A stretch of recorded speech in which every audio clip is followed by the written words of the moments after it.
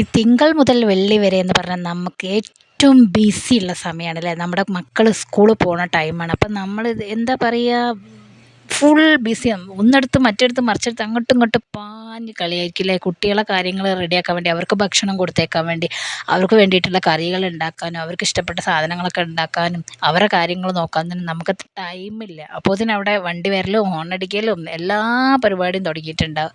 അപ്പോൾ ആ നേരം നമുക്ക് കുട്ടികൾക്ക് എളുപ്പത്തിൽ കൊടുക്കാൻ പറ്റിയ ഒരു ഉരുളക്കിഴങ്ങ് കറിയാണ് ഞാനിവിടെ കാണിക്കുന്നത് കേട്ടോ. എല്ലതും കാണിക്കുന്നുണ്ട്. പക്ഷേ ഞാൻ ഈ ഉരുളക്കിഴങ്ങ് കറിയിൽ മുളകും പൊടി മല്ലിപ്പൊടിയും ഒന്നുമില്ല, വെറും മഞ്ഞൾപ്പൊടി മാത്രമേ ഇടുന്നുള്ളൂ കേട്ടോ. അതാണ് എനിക്ക് കുറച്ചുകൂടി ടേസ്റ്റായിട്ട് തോന്നിയിട്ടുള്ളത്. അപ്പോൾ എളുപ്പം തയ്യാറാക്കാൻ വേണ്ടിയിട്ടുള്ള ഒരു സംഭവമാണ് ഞാൻ കാണിച്ചു തന്നത്.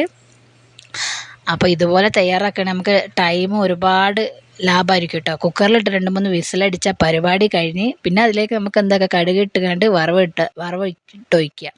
അപ്പം നമ്മൾ അടിപൊളി കറി റെഡി. നമുക്ക് പത്തിരിക്കോ ദോശക്കോ എന്തിനും ചോറിലേക്ക് വരെ ഉപയോഗിക്കാൻ പറ്റിയ അടിപൊളി കറിയാണ് കേട്ടോ. അപ്പോൾ എല്ലാവരും ഒന്ന് ട്രൈ ചെയ്ത് നോക്കണേ.